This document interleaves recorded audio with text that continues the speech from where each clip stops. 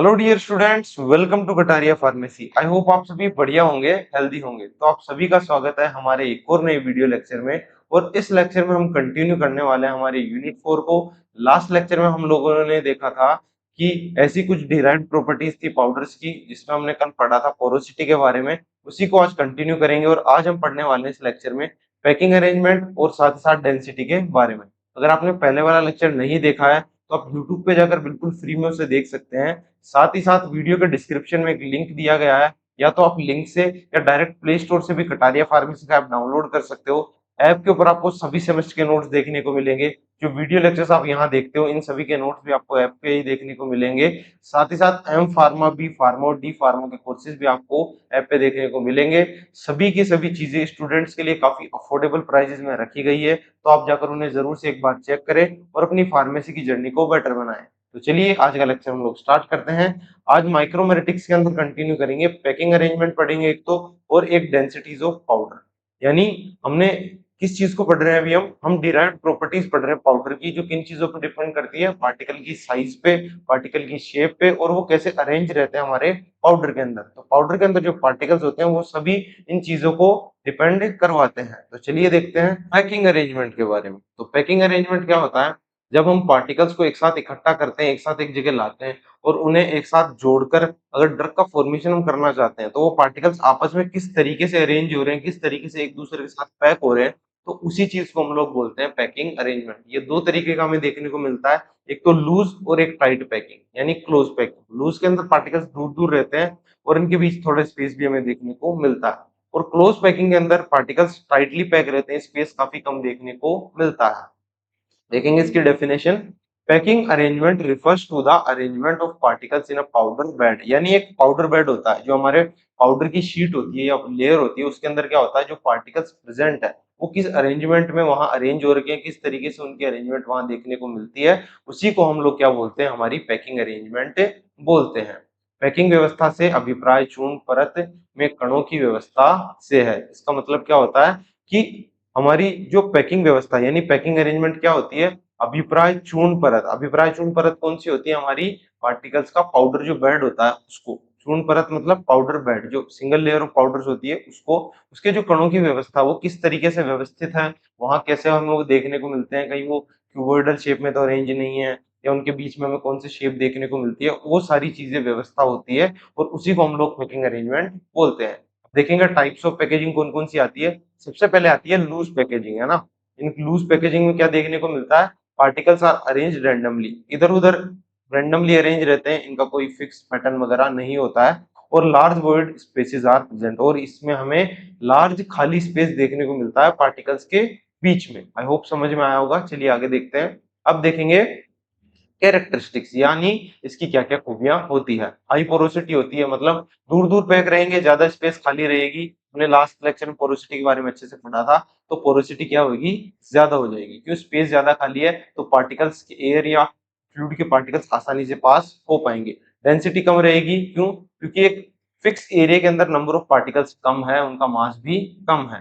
Better permeability, अगर porosity ज्यादा है तो परमिएबिलिटी भी ज्यादा होगी।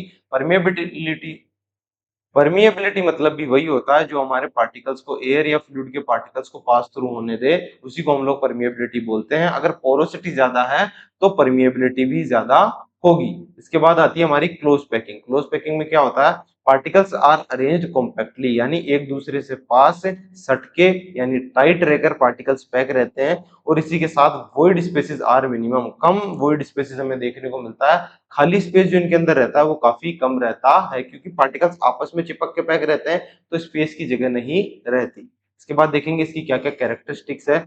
सबसे पहले आता है लो पोरोसिटी। अगर स्पेस कम हो जाएगी, वॉइड स्पेस, खाली स्पेस कम बचेगा, तो पोरोसिटी भी कम हो जाएगी, यानी पास थ्रू होने की एबिलिटी भी कम हो जाएगी। डेंसिटी बढ़ जाएगी, क्योंकि एक छोटे एरिया में अब पास पास आके पार्टिकल चिपके हैं, तो मास बढ़ जाएगा, नंबर ऑफ पार्टिकल्स भी छोटे एरिया में बढ़ जाएंगे, इसलिए डेंसिटी बढ़ जाएगी। इसी के साथ में लोअर परमिएबिलिटी, और पोरोसिटी कम हो गई तो हमारी परमिएबिलिटी भी कम हो जाएगी। इसके बाद देखेंगे आइडियल पैकिंग ऑफ स्फेयर्स।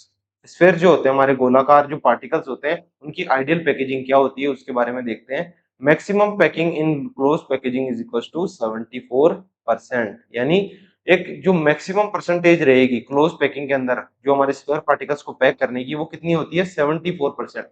मान लीजिए एक छोटा स्क्वायर एरिया, इसके अंदर 74% पार्टिकल्स ही आप भर सकते हो मैक्सिमम। इससे ज्यादा पार्टिकल्स इसमें नहीं भर सकते, क्योंकि इससे ज्यादा पार्टिकल्स आप इस पे रखोगे तो इसकी कंपोजिशन खराब होगी और ये एक साथ जुड़कर नहीं रह पाएंगे, क्योंकि थोड़ी स्पेस भी जरूरी होती है।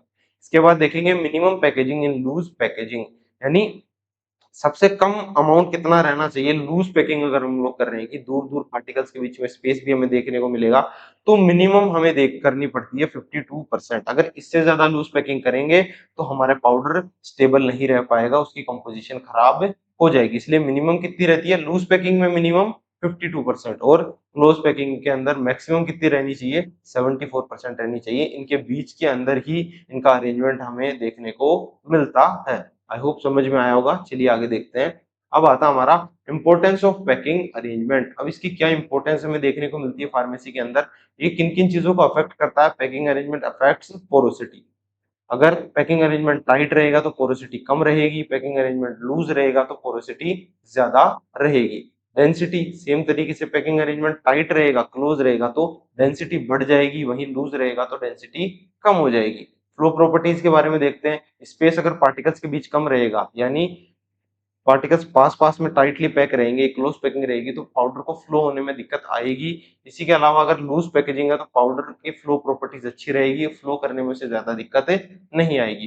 टेबलेट कंप्रेशन में हम देखते हैं कि अगर टेबलेट कंप्रेशन में क्या मेन देखा जाता है कि जो पार्टिकल्स के बीच का जो स्पेस अगर वो कम है और पार्टिकल्स टाइटली पैक है, तो अच्छी टेबलेट का फॉर्मेशन हमें देखने को मिलता है। कंप्रेशन इससे काफी अच्छा होता है और अच्छी टेबलेट का फॉर्मेशन होता है।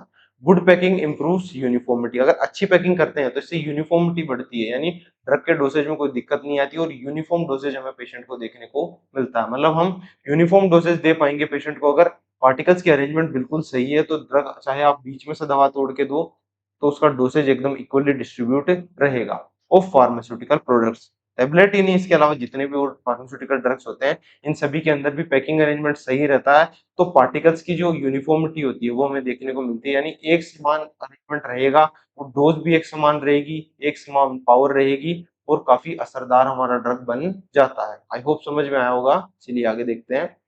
Densities of powder. अब पैकिंग अरेंजमेंट तो हमने कंप्लीटली देख लिया, अब देखेंगे डेंसिटीज ऑफ पाउडर के बारे में कि डेंसिटी ऑफ पाउडर होती क्या है और कितने टाइप की ये होती है।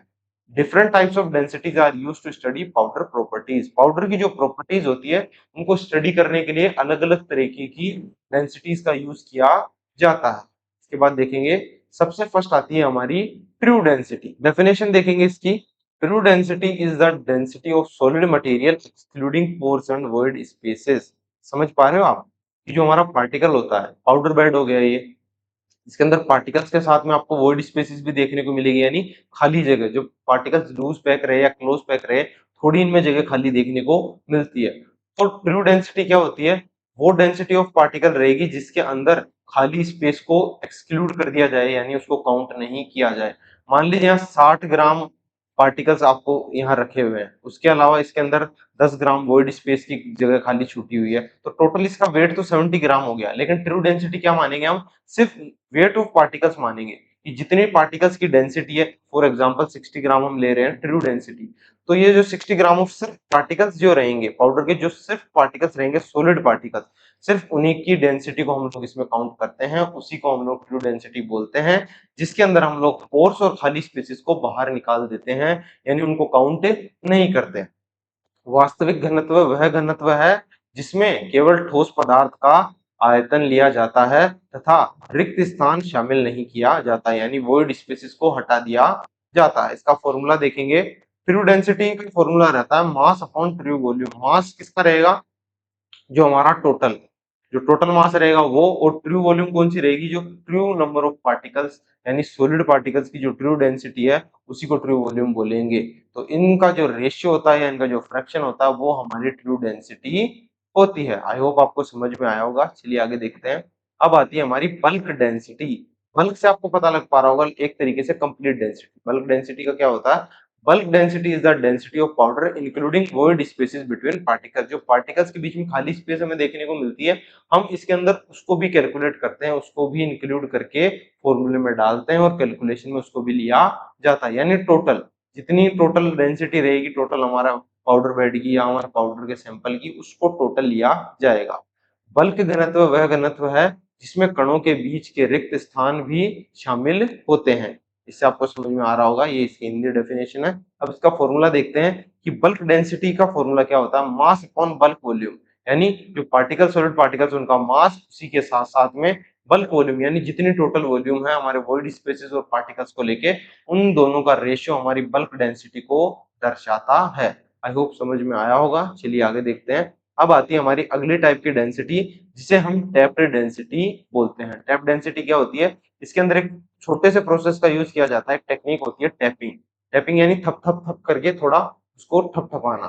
तो टैपिंग डेंसिटी के अंदर टैपिंग का यूज करके इस डेंसिटी को बनाया जाता है। इसकी डेफिनेशन देखेंगे, tapped density is the density obtain after mechanically tapping the powder container. एक कंटेनर में हम लोगों ने पाउडर को डाला, उसके बाद उसको मैकेनिकली टैप करेंगे। जिस तरीके से मान लीजिए बोतल है हमारे पास, इस बोतल में हमने पाउडर भर दिया, उसके बाद क्या करेंगे, पाउडर को भर के इसको रखा जाएगा और उसको धीरे धीरे धीरे धीरे टैप किया जाएगा। इसको धीरे धीरे धीरे धीरे टैप किया जाएगा। जैसे पार्टिकल्स नीचे सेटल हो जाएंगे, उनकी वॉइड स्पेस कम हो जाएगी और जो हमारी टैप डेंसिटी है वो हमें इसमें देखने को मिलेगी। इस तरीके से इसे परफॉर्म किया जाता है। Tapping causes particles to settle closely। अब पार्टिकल्स पास पास में क्लोजली पैक हो जाएंगे तो इससे वॉइड स्पेस थोड़ी कम हो जाएगी। अब रिलेशनशिप देखेंगे इसका किसके साथ में, बल्क डेंसिटी के साथ।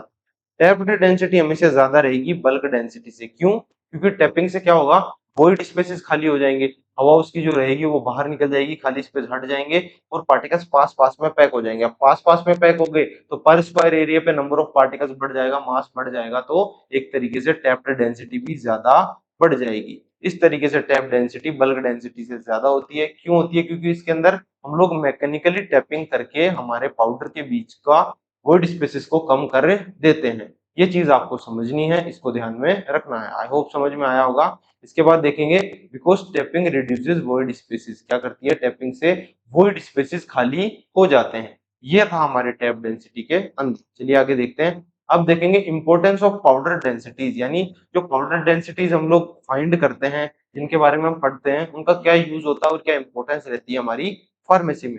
Powder densities are important in किन किन में इंपॉर्टेंट रहती है, पैकिंग के अंदर। अगर डेंसिटीज को अच्छे से पढ़ेंगे तो पाउडर को कैसे पैक करना है वो भी हमें अच्छे से पता लग जाएगा। क्लोजली पैक करना है, लूजली पैक करना है, तो पैकिंग के अंदर ये हेल्प करता है। कैप्सूल फिलिंग के अंदर कि हमें कितनी क्वांटिटी कैप्सूल की लेयर के या कोटिंग के अंदर डाल के रखनी है जिससे ड्रग का डोसेज एकदम बढ़िया रहे, इस चीज का ध्यान भी रखा जाता है। और बल्क डेंसिटी से जो पार्टिकल्स की डेंसिटी होती है वो हमें पता लग जाती है और कैप्सूल फिलिंग के अंदर इसका यूज किया जाता है। टेबलेट फॉर्मुलेशन के अंदर आप देखोगे कि जो पार्टिकल्स होते हैं उसके बीच की वॉइड स्पेसेस हटानी पड़ती है और ट्रू डेंसिटी को ज्यादा रखा जाता है जिसके अंदर सॉलिड पार्टिकल्स रहे, क्योंकि टेबलेट के अंदर पाउडर को एकदम कंप्रेस करके बिल्कुल इसके बीच का वॉइड स्पेस हटा के टेबलेट को एकदम कंप्रेस करके बनाया जाता है। इसलिए टेबलेट के फॉर्मुलेशन के अंदर या फॉर्मेशन के अंदर भी हमारे डेंसिटीज एक इंपॉर्टेंट रोल प्ले करती है। इसके बाद देखेंगे स्टोरेज के अंदर कि पार्टिकल्स को या जो ड्रग हमने बनाया उसको स्टोर कैसे करना है। उसका स्टोरेज उसकी डेंसिटी पे डिपेंड करेगा। जो भी ड्रग हम लोग बनाएंगे उसको किस तरीके से किस डेंसिटी के हिसाब से पैक किया गया है वो उसकी शेल्फ लाइफ को बताता है। अगर टाइटली पैक किया गया है तो ज्यादा टाइम तक चलेगा, वॉइड स्पेसेस है तो माइक्रोबियल ग्रोथ हो सकती है, इसलिए उसकी शेल्फ लाइफ कम हो सकती है। इसलिए डेंसिटीज का स्टोरेज पे काफी फर्क पड़ता है। किस तरीके से आपने उसको किस डेंसिटी से पैक किया है उसकी स्टोरेज को अफेक्ट करता है। तो ये सारी चीजें, ये सारी इंपॉर्टेंस हमें हमारी डेंसिटीज ऑफ पाउडर्स में देखने को मिलती है। इनको हमने अच्छे से पढ़ा। आई होप आपको लेक्चर पसंद आया होगा। अगर आपको फिर भी कोई डाउट रहता है तो आप कमेंट्स में पूछ सकते हैं। साथ ही साथ वीडियो अच्छी लगी हो तो वीडियो को जरूर से लाइक करें। चैनल पे नए हो चैनल को जरूर से सब्सक्राइब कर लेना। और स्क्रीन पे आपको सर का नंबर देखने को मिलेगा, इस नंबर पे कांटेक्ट करके आप ऐप के रिलेटेड या किसी एग्जाम के रिलेटेड या किसी कोर्स या नोट्स के रिलेटेड अगर आपको कोई भी दिक्कत रहती है या कोई क्वेरी रहती है तो आप सर से डायरेक्ट कांटेक्ट करके पूछ सकते हो। इसी के साथ साथ प्ले स्टोर पे जाके हमारा कटारिया फार्मेसी का ऐप चेक करना ना भूले। सभी के सभी कोर्सेज और नोट्स वगैरह काफी अफोर्डेबल प्राइजेस में रखे गए हैं सिर्फ आप लोगों के लिए। तो मिलते हैं आपसे नेक्स्ट लेक्चर में, तब तक के लिए keep learning keep studying, bye.